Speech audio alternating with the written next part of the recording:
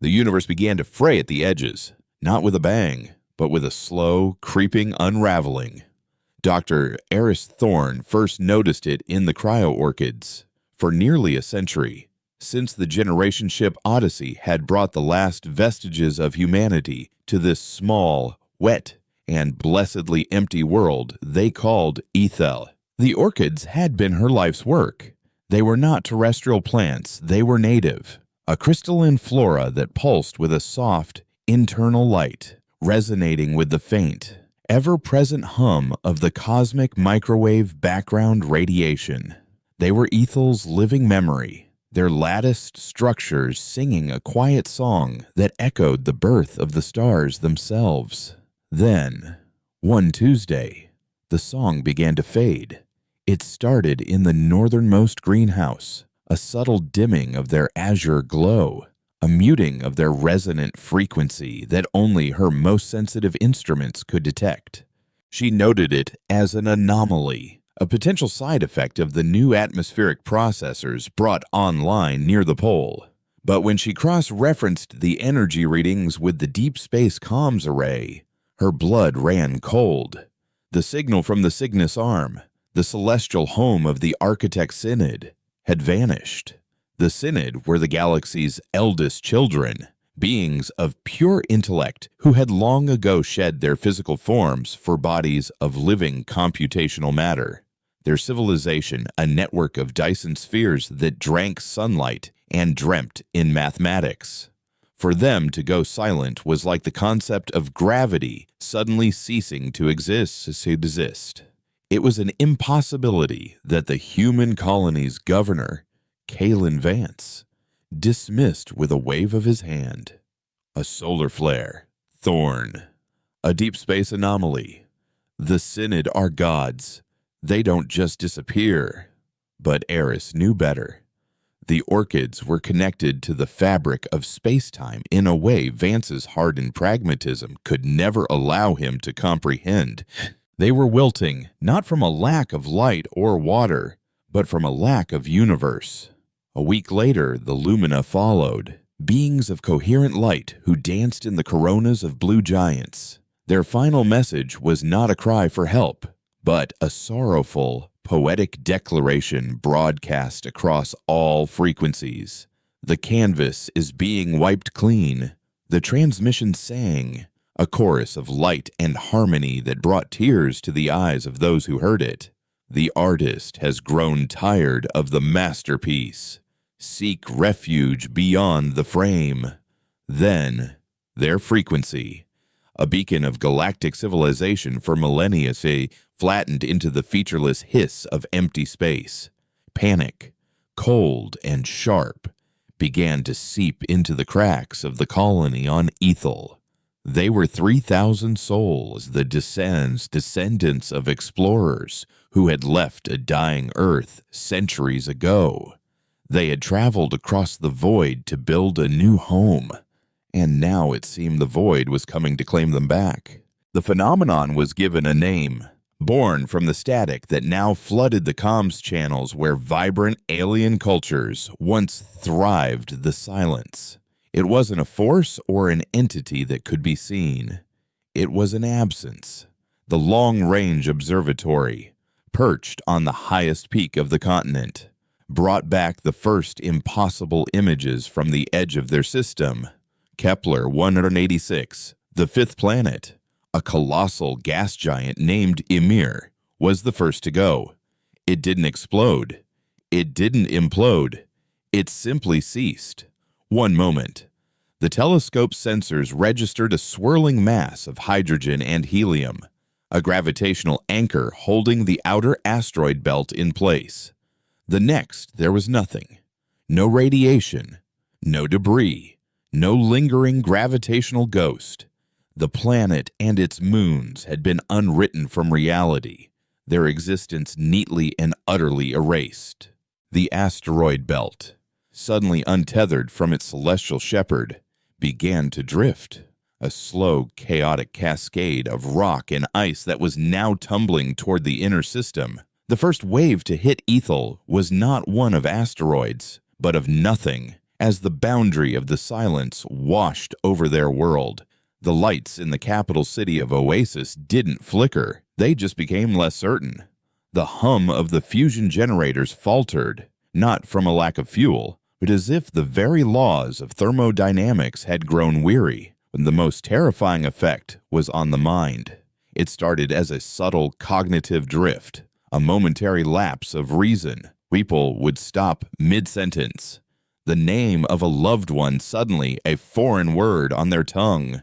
A farmer would stand in his field, staring at the sky, having forgotten the purpose of the plow in his hand. They called it the blank, a transient void in the consciousness that left a chilling residue of existential dread in its wake.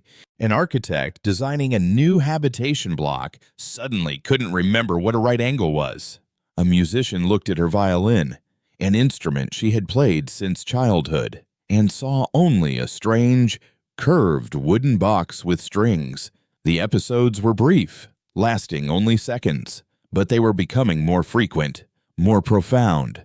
Society, a construct built on shared memory and collective understanding, was beginning to dissolve.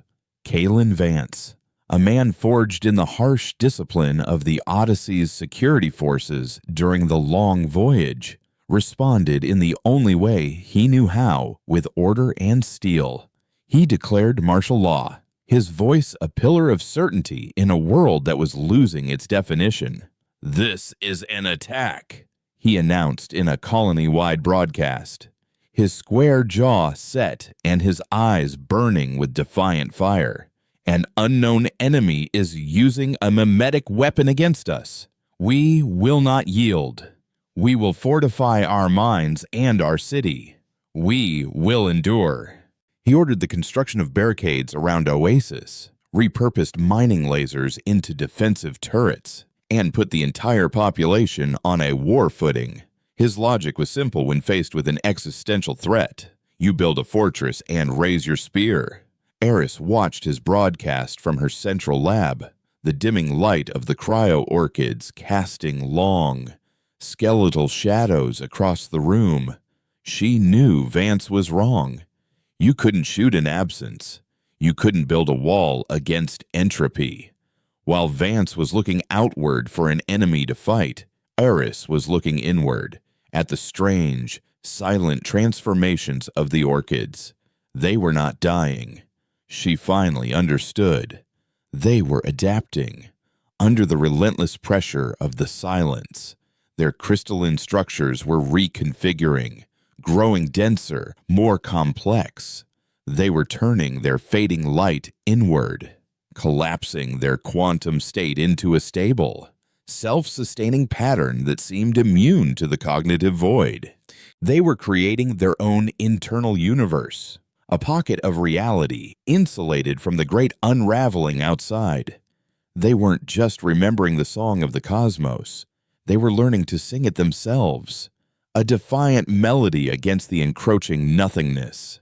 The answer, she realized with a dizzying surge of hope, was not in fortifications of steel, but in the biology of this strange, new world they called home. She believed the orchids held the key to creating a symbiosis, a biological shield that could insulate the human mind from the blank. It was a wild, desperate theory, a botanist's dream in the face of a cosmic nightmare, but it was the only hope she had. She had to get to the Grove. The Prime Grove was a remote, almost mythical location deep in the uncharted northern wilderness, a place where the largest and oldest cryo-orchids grew, their crystalline canopies forming a cathedral of soft blue light. It was the epicenter of the planet's unique bioresonance, the heart of Ethel itself.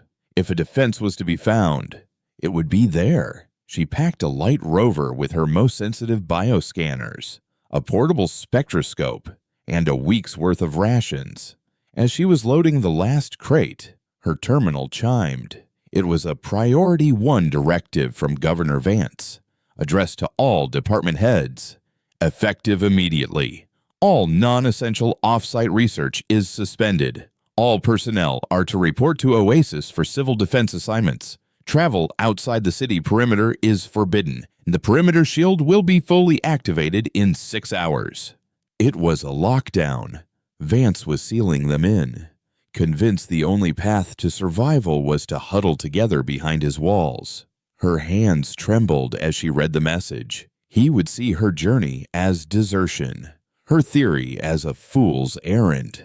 The city gates would be closed, and the shield would make communication impossible. She looked from the cold, impersonal text on the screen to the faint, resilient glow of the orchid on her desk. One represented order in the face of chaos, the other, adaptation. Humanity had not survived its exodus from Earth by building walls, but by changing, by adapting to the cold, unforgiving vacuum of space and the alien soil of a new world.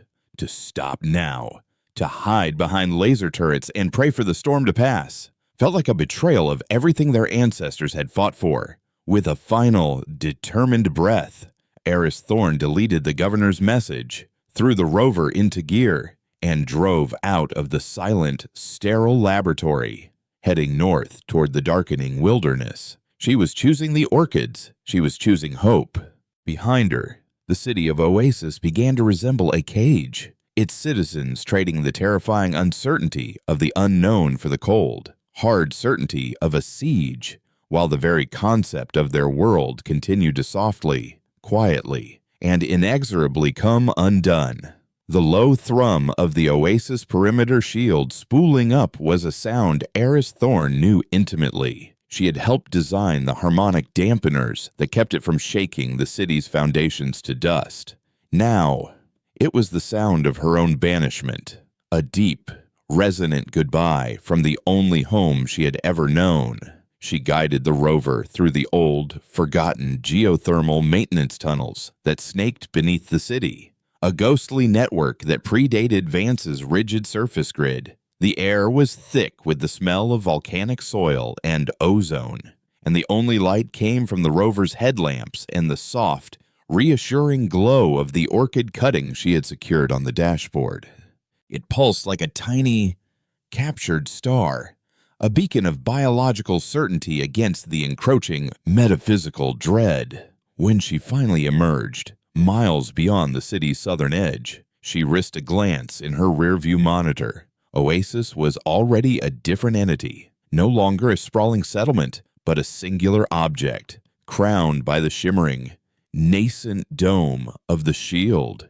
It looked like a soap bubble, iridescent and fragile, trying to hold its shape against a storm.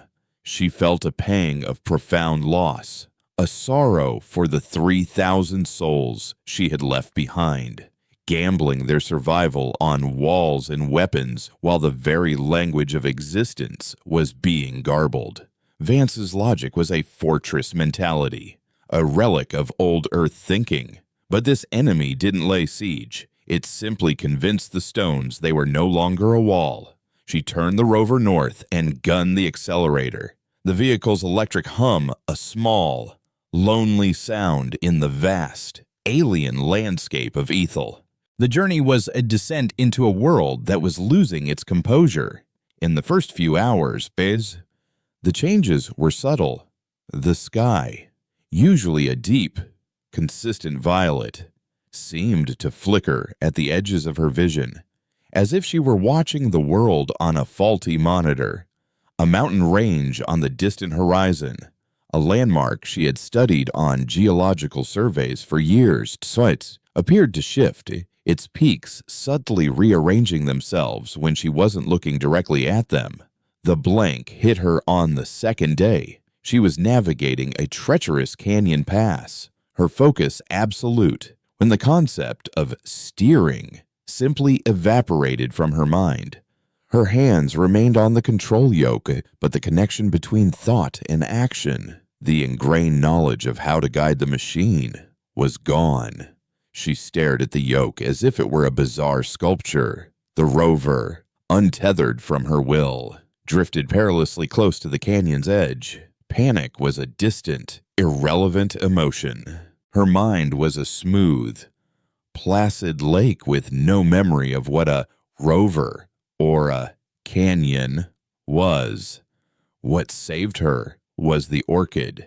Its rhythmic, azure pulse caught her eye, a steady, unwavering beat in the sudden silence of her consciousness. The light didn't restore her memory in a flash, but it provided a focal point, an anchor. She stared at it, and the intricate, logical pattern of its crystalline lattice felt like a lifeline.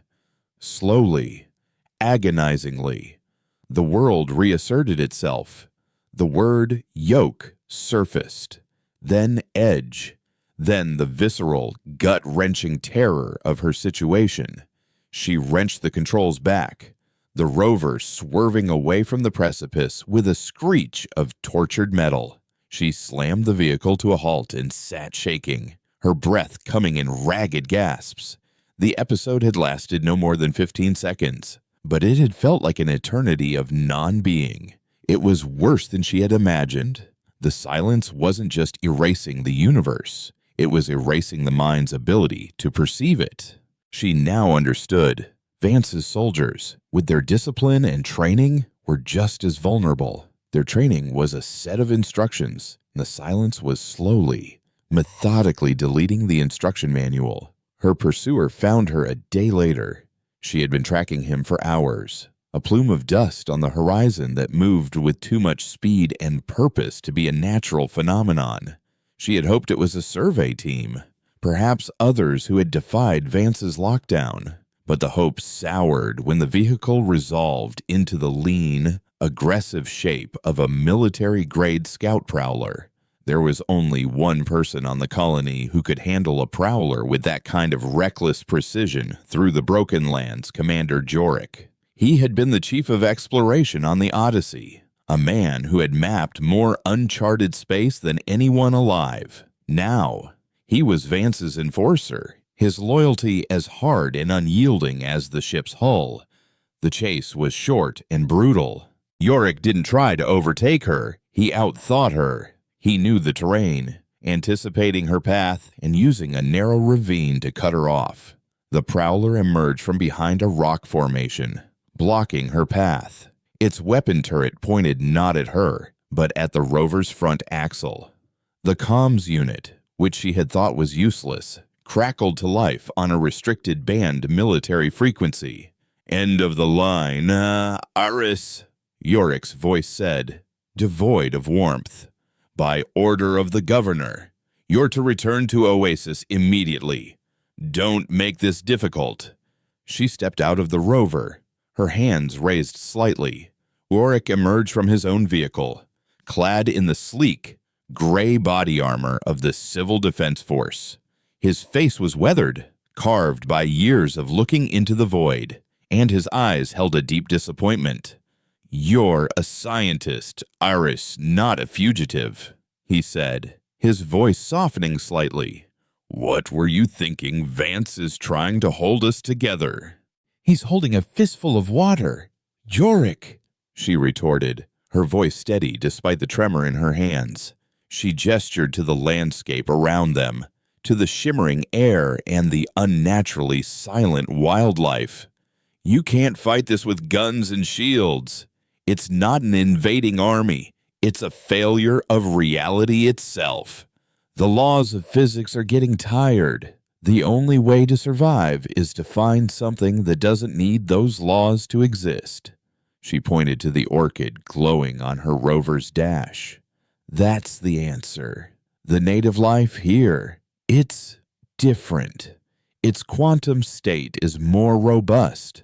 I think it can teach our own biology how to hold together when the universe lets go." Yorick just shook his head, a sad, weary motion. "I've read your file, Aris, your symbiosis theory. It's poetry.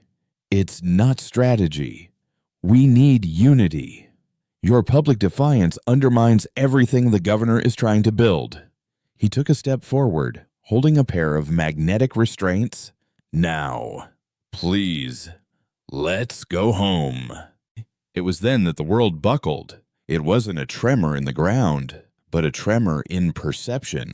For a moment, Jorik seemed to stretch, his form becoming long and thin like a reflection in a distorted mirror. The sky turned a sickening shade of rust, and the sound of the wind was replaced by a high-pitched, chittering static that scraped at the inside of their skulls. It was a localized event, a deep wave of the silence washing over them. Jorik stumbled, clutching his helmet, his military discipline momentarily shattered by the sheer wrongness of it all. Eris, however, felt a strange sense of clarity. She grabbed the orchid cutting from her rover, its cool, crystalline surface a solid thing in a liquid world. Holding it, focusing on its internal, unwavering light, she found the chaos lessened, her thoughts remaining her own. While Jorik was reeling, she acted. She didn't run for her rover. She ran toward the canyon wall, toward a dense patch of native flora she had identified earlier. She plunged her hand into a cluster of phosphorescent fungi, crushing them. A cloud of shimmering, bioluminescent spores billowed into the air. Jorik, recovering his senses, raised his sidearm. "Don't!" he yelled, but it was too late. The spores, a species known for their potent neuroinhibiting properties, washed over him. He didn't collapse. His body simply went rigid, his arms locked at his sides, his eyes wide with helpless frustration. It was a paralytic agent she had synthesized for collecting aggressive fauna samples. It was temporary. It was humane. She walked over to him, his armored form a statue of impotent fury. "I'm sorry, Jorik," she said softly, her voice full of genuine regret. "But a fortress is just a tomb if the world outside it disappears." She quickly and efficiently stripped his prowler for anything useful: 2 emergency power cells, a medical kit, concentrated rations, and a long-range encrypted comm booster. She disabled his vehicle, removing the primary energy conduit, leaving him stranded but alive. By the time the paralytic wore off in a few hours, she would be long gone. As she loaded the gear into her own damaged rover, she looked back at the silent, frozen form of the man who had been her friend. Beyond him, in the far distance, the sky where Oasis should be was empty and dark. The shield was fully active. She was now truly, irrevocably alone, an apostate racing against the decay of the cosmos itself, with nothing but a strange, glowing flower and a desperate, beautiful, and quite possibly insane idea to light her way into the growing dark. The Broken Lands lived up to their name. Eris Thorn's rover, now laden with Jorik scavenged supplies, crawled across a landscape fractured by ancient seismic activity.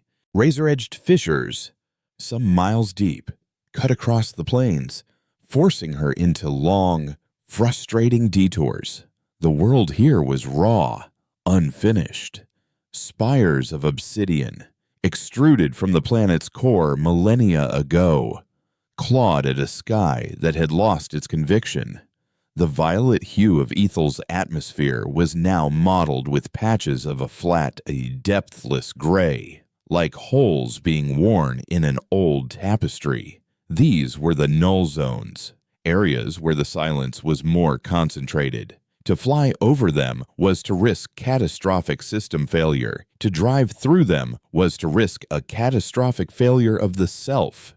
She learned to navigate by the orchids, patches of the crystalline flora, growing in sheltered gullies and the lee of rock formations, served as islands of stability. As she drove, she used her spectroscope to analyze their light, mapping their resonance.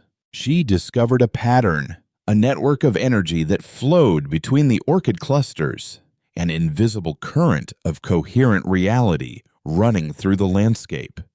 The prime grove, she hypothesized, wasn't just a place. It was the nexus of this network, the heart that pumped the lifeblood of Ethel's unique quantum signature. By following these currents, by staying within the influence of the planet's living memory, she could navigate the null zones without succumbing to the blank. It was like sailing along a coastline with the deep, treacherous ocean of non-reality just beyond the shore. The journey became a ritual of survival and discovery. During the long drives, she would talk to the orchid cutting on her dashboard, not out of loneliness, but out of scientific habit. She narrated her findings, her theories, her fears, the steady, rhythmic pulse of the plant, an oddly comforting audience. She found that the orchid reacted to her proximity, its glow intensifying when she was near, its resonant frequency subtly shifting to harmonize with her own biosignatures. It was the first, tentative evidence for her symbiosis theory. The plant wasn't just a shield, it was an interface, a biological bridge between the fragile, chaotic state of human consciousness and the resilient, ordered structure of its own crystalline form. Her third encounter with the silence was the most insidious. She had stopped to recalibrate her long-range scanners, setting up a temporary camp in the shadow of a monolithic rock arch. As she worked, she began to notice small inconsistencies in her memory. She found herself checking the same diagnostic twice, having no recollection of the first. She looked for a wrench she was already holding in her hand. These were minor lapses, easily dismissed as fatigue, but they felt different from the sudden, jarring void of the blank. This was a slower, more deliberate corruption. The silence was editing her, subtly rewriting her immediate past. The true horror of it became apparent when she reviewed her research logs. The video log from the previous day showed her calmly detailing a discovery about the orchid's cellular structure, but she had no memory of recording it. None. It was her voice, her face, her words, but the event itself was a complete cipher. She watched the recording, a stranger in her own skin, and a cold, existential dread unlike anything she had ever known settled in her chest. The silence wasn't just erasing things, it was replacing them. It was patching the holes it created with a seamless, false continuity. How many of her memories were truly her own was her entire quest, her theory, her very identity. A fabrication woven by this cosmic absence to give her the illusion of purpose as it unmade her. She fought back the only way she could with data. She placed the orchid cutting on her chest and jury-rigged a neural feedback monitor from her medical kit, connecting its sensors to her temples and to the crystalline plant. The device would map her brain activity alongside the orchid's resonant output. Her theory was desperate. If her own mind was an unreliable narrator, she would use the orchid as her witness, its unwavering quantum state as an objective baseline against which to measure her own sanity. She fell into an uneasy sleep, her last conscious thought, a prayer to a science that might no longer be valid, hoping that the flower on her heart could remember her better than she could remember herself. She was awoken not by a sound, but by a presence. A figure stood at the edge of her camp's perimeter lights, silhouetted against the bruised twilight. It was tall and gaunt, wrapped in layers of ragged cloth that seemed to absorb the light. For a heart-stopping moment, she thought it was Jorik, having somehow tracked her down. But this figure was wrong. Its proportions were subtly off, its limbs too long, its movements too fluid, like a shadow that had detached itself from its owner. Eris reached for the canister of paralytic spores, but a voice echoed in her mind, a voice that was not a sound but a pure concept, bypassing her ears entirely. The botanist, the one who sings with the glass flowers. The voice was ancient, calm, and utterly alien. The figure took a step forward. The light from her lamps revealed a face that was a mosaic of a dozen different species. the keen, multifaceted eyes of an insectoid Cathar, the elegant, elongated jaw of a Lumina, the silvery, bioluminescent skin of a creature from a water world she couldn't name. It was a refugee, a survivor, a collage of civilizations that had been erased. "Who are you?" Eris whispered, her voice hoarse. The creature he tilted his head, a gesture of universal curiosity. "I am called the Archivist. I am all that is left of them. I followed the song, your song. It is very loud in the great emptiness."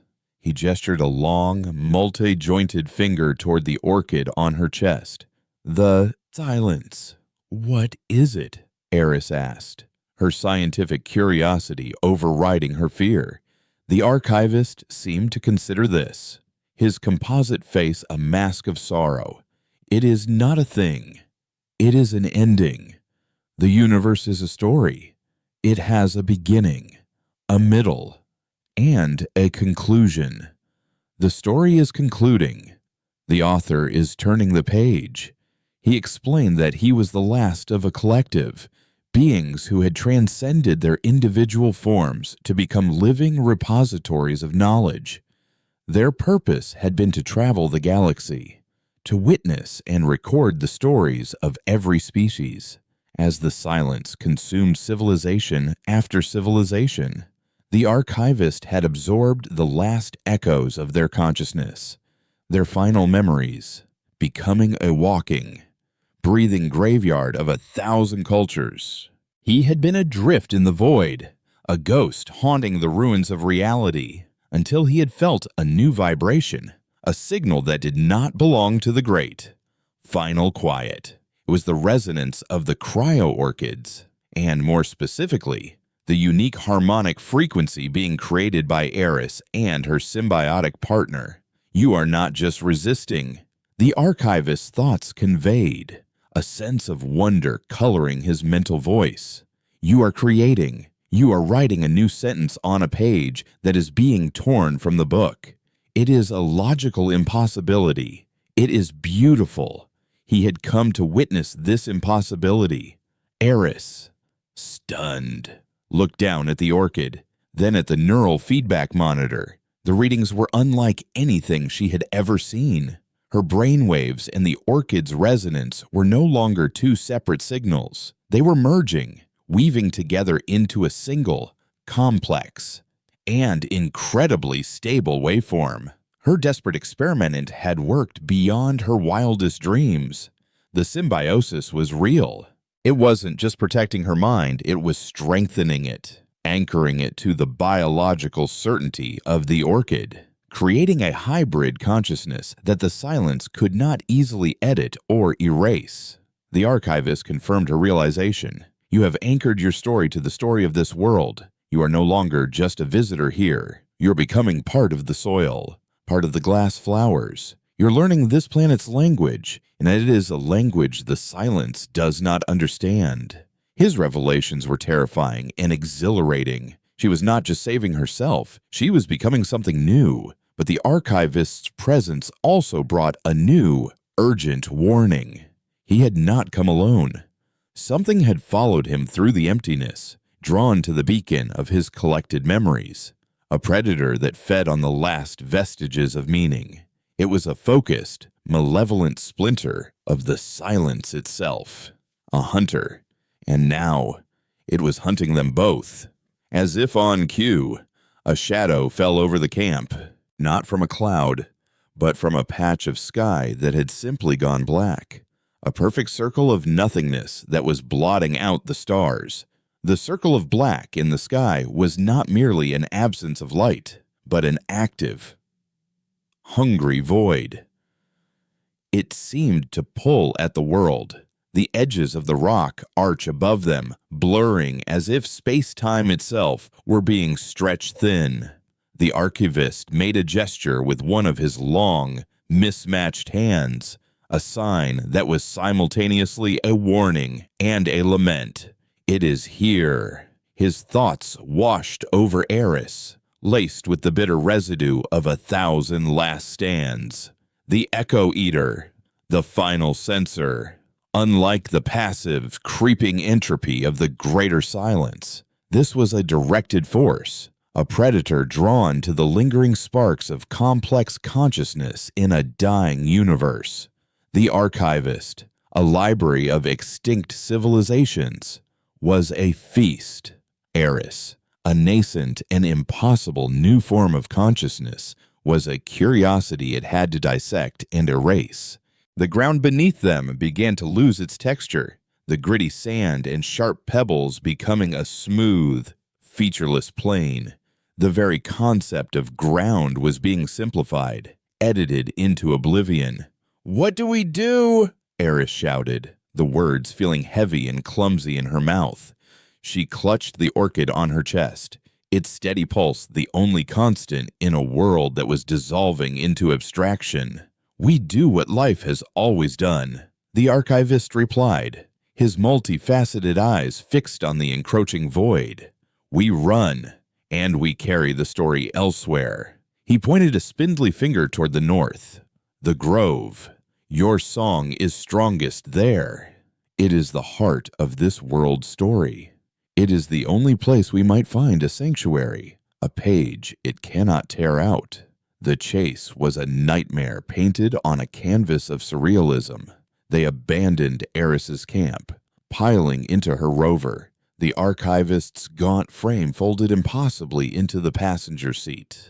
The Echo Eater did not pursue them with speed, but with relentless deconstruction. Behind them, the landscape wasn't just destroyed, it was uncreated. The rock arch they had sheltered under didn't crumble, it simply faded, its geological history erased in an instant. A river they crossed didn't dry up. The very idea of river was deleted from the terrain, leaving behind a scar of nonsensical, misplaced smoothness. Eris drove with a focus born of pure terror, her symbiotic link with the orchid her only guide. The plant acted like a compass needle, its glow intensifying as she aligned the rover with the invisible currents of Ethel's bioresonant network. When she strayed from the path, the light would dim, and the insidious touch of the Echo Eater would manifest inside the cabin. The rover's control panel would momentarily go blank, the memory of its functions wiped from the machine's processors. The Archivist would flicker, his composite form threatening to discorporate into its constituent, ghostly memories. Eris herself felt her own history fraying at the edges. She would momentarily forget Jorik's face, the name of her childhood pet, the sound of her own mother's voice. Each time, she would grip the orchid, forcing her consciousness into its stable, crystalline pattern, pulling her own story back from the brink of erasure. It was a grueling, constant battle, not for her life, but for the integrity of her existence.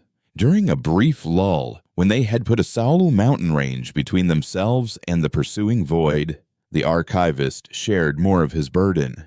He projected images into her mind, not as a narrative, but as a torrent of raw, final moments. She saw the crystalline cities of the Lithari shattering into trillions of pieces, not from an attack, but from a collective, sorrowful decision to end their own song before the silence could. She witnessed the Architect Synod turning their Dyson spheres inward, focusing the entire energy of their captured stars into a single, defiant microsecond of impossible calculation, a final mathematical theorem proven at the cost of their own existence. She felt the communal terror of the Varnath as their data cores, containing the entirety of their history and culture, were jettisoned into a black hole, a final especial act of preservation through absolute destruction. Each memory was a fresh wound in Eris's soul. She was bearing witness to the death of a universe. "Why?" she asked, her voice cracking with the weight of it all. "Why is this happening? All stories end," the Archivist replied, a profound weariness in his thoughts. "Some burn out, some fade away. This one is being unwritten. Perhaps it is a natural cycle. Perhaps it is a mistake. Perhaps the author is simply bored. The why is a question for the author. The living are left only with the question of how. How do we face the final page? He looked at her then, his strange, mismatched eyes filled with a new, fragile emotion she recognized from the final broadcasts of the Lumina Hope. You are not facing the final page. You are trying to write a new one, a postscript. It is the most courageous act of defiance I have ever witnessed. They reached the foothills of the Hyperion Peaks, the last great barrier before the Arctic plains where the Prime Grove was located, and the Echo Eater cornered them. The void descended from the sky not as a circle, but as a suffocating blanket, aping itself over the mountains and sealing the passes. Ahead of them, the path began to dissolve. The road became a suggestion. The air thinned, the concept of atmosphere weakening. The rover's systems died, its electric engine falling silent as the laws of electromagnetism were suspended. They were trapped. "It's over," Eris breathed, a wave of utter despair washing over her. She had failed. Her desperate gamble had led them to a dead end. But the archivist placed a calming hand on her shoulder. His touch was a strange collection of sensations, the coolness of scaled skin, the faint buzz of an energy being, the rough texture of chitin. "No," he projected, "the story is not over until the last word is read. We can no longer run from it, so we must give it a story it cannot digest." He turned his gaze inward, and Eris felt a monumental shift in the cabin. The air grew thick with ghosts. Spectral forms of 1,000 alien species swirled around the archivist, the last vestiges of their consciousness drawn forth from his memory. Towering, furred creature with 4 arms beat its chest in silent, defiant challenge. A small, shimmering being of pure sound emitted a single, perfect note that vibrated against the encroaching nullity. The proud, war-born Dravak, the brilliant, cowardly Varnath, the poetic, tragic Lumina, they were all there. A phantom army standing on the precipice of their final, shared oblivion. "It has come for my stories," the archivist explained, his own form growing faint as he poured his energy into sustaining the phantoms. "I will give it a library. You must go. Your story is the only one that is not yet finished. Your symbiosis. It is a shield.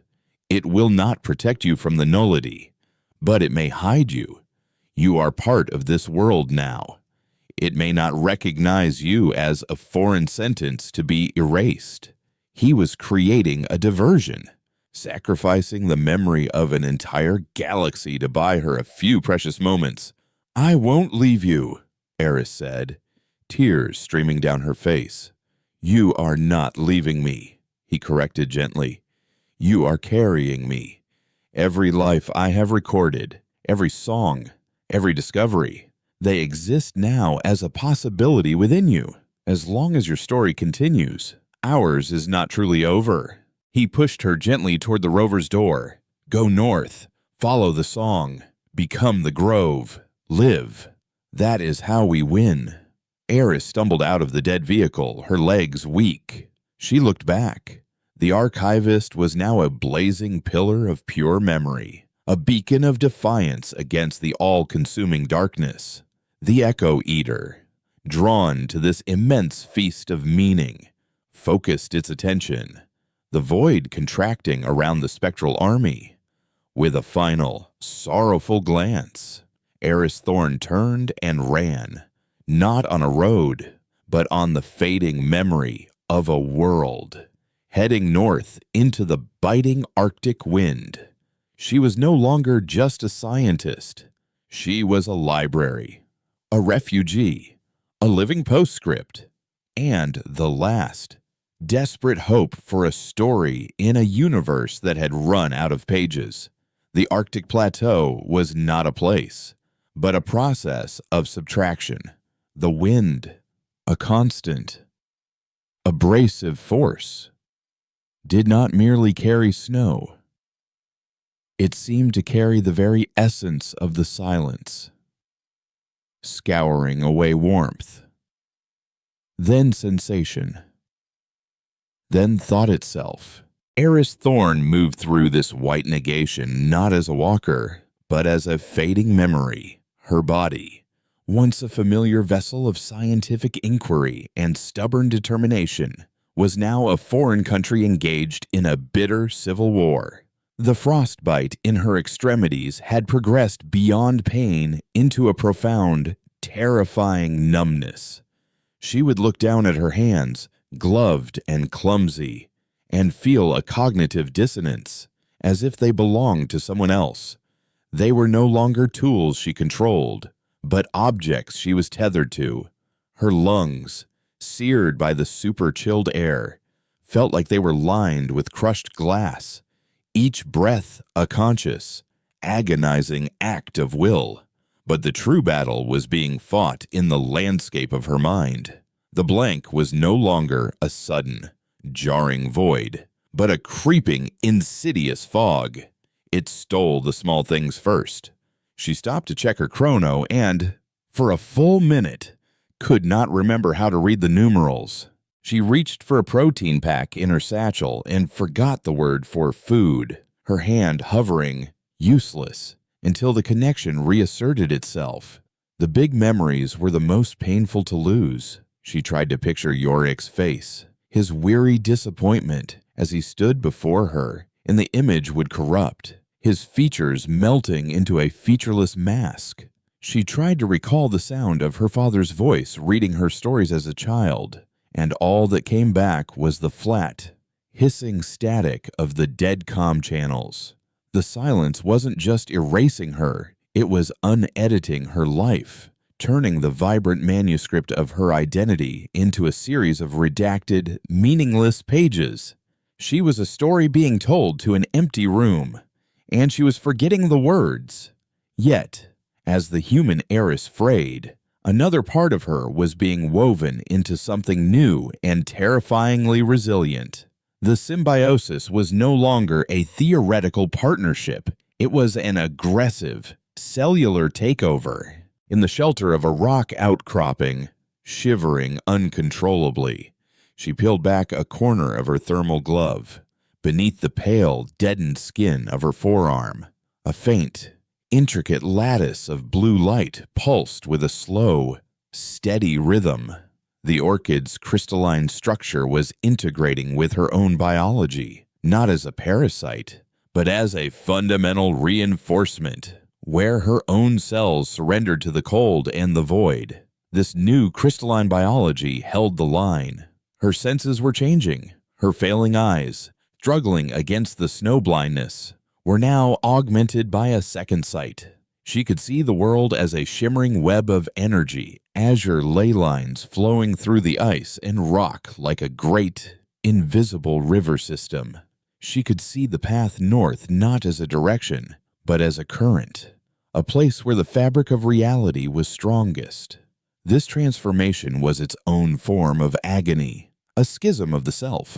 Part of her screamed in terror at the loss of her humanity, while the other, colder, more ancient part of her knew this was the only way to survive. She was a bridge being built between two forms of life, and the strain was threatening to tear her apart. She didn't walk into the prime grove. She was delivered to it, collapsing at its perimeter as the last of her physical strength gave out.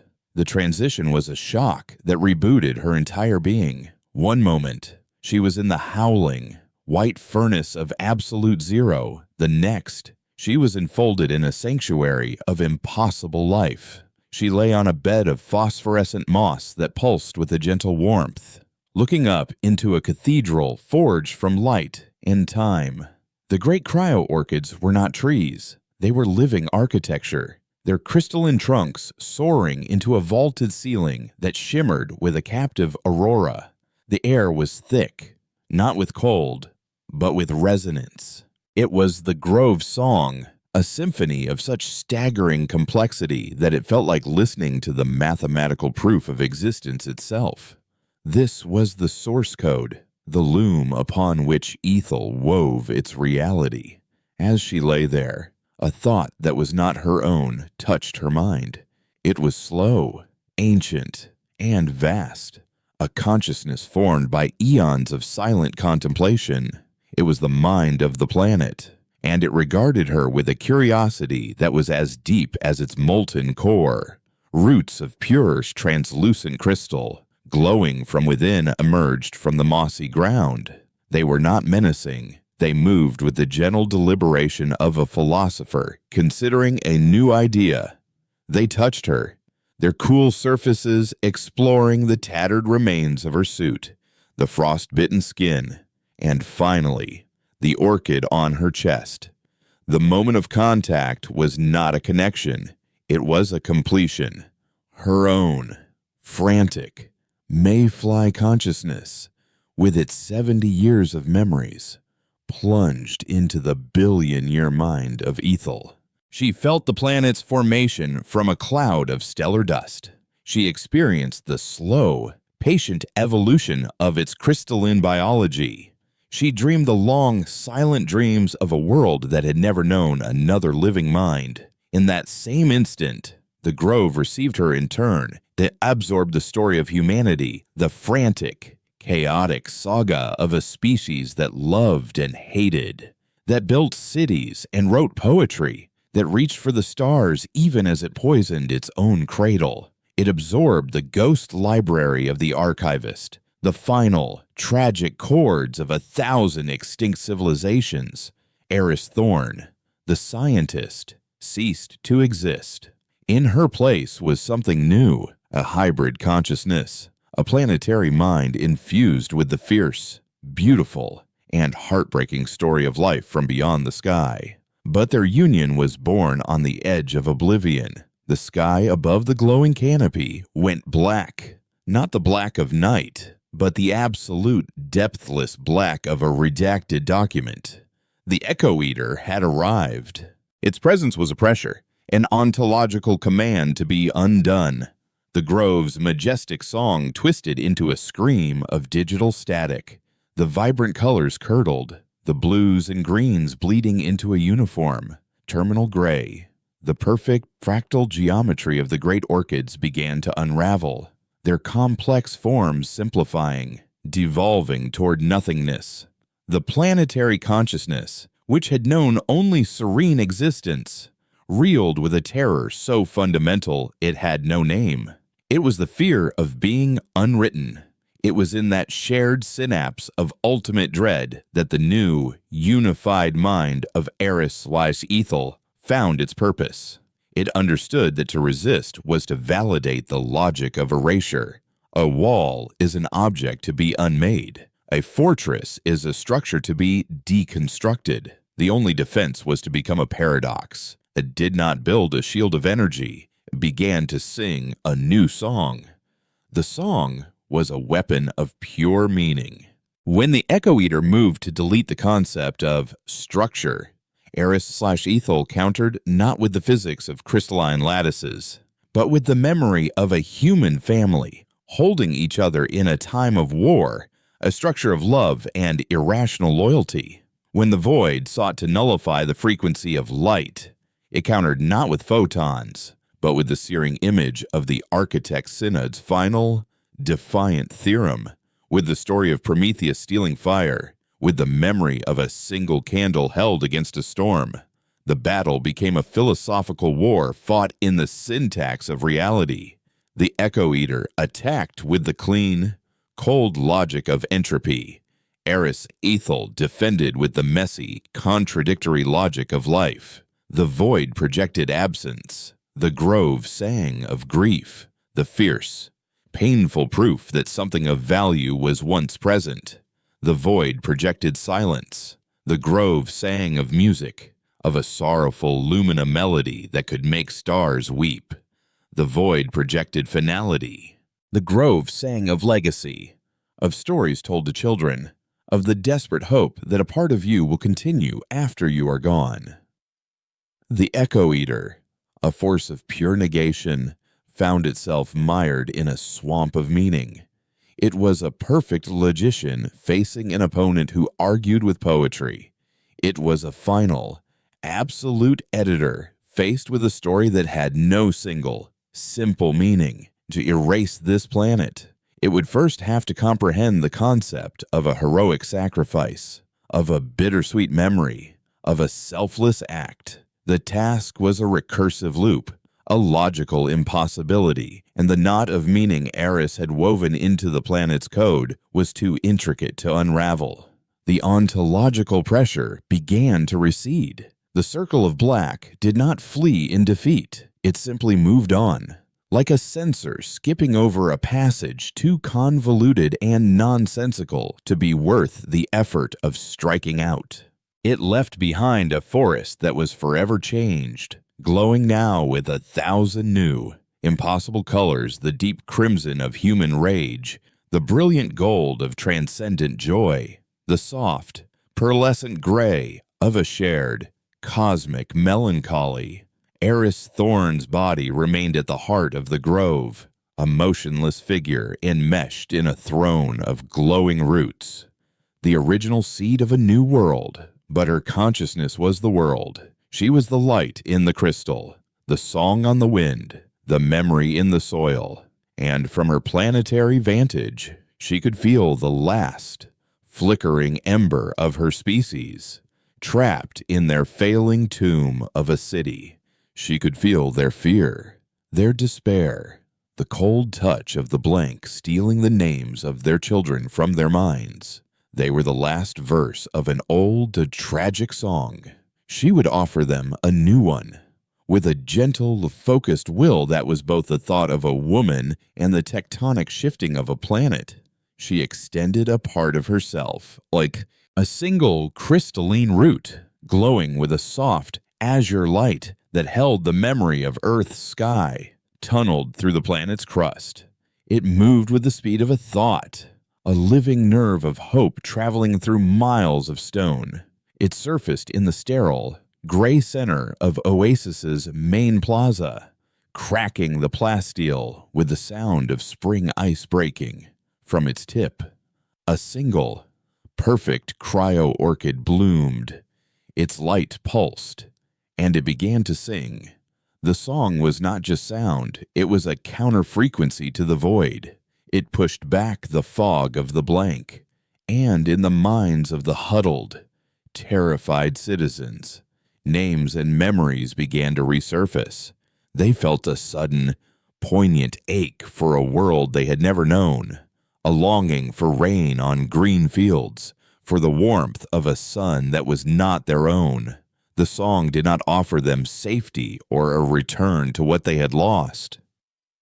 It offered them a choice, to remain as they were, a final, fading echo of humanity, clinging to a crumbling fortress until the silence inevitably returned, or to step into the light, to embrace the symbiosis, and to become part of a new story, a new definition of life. The choice was there. The universe beyond was growing darker. The great story was ending. But here, on a forgotten world that had learned to sing of hope and memory, a defiant and beautiful postscript was just beginning.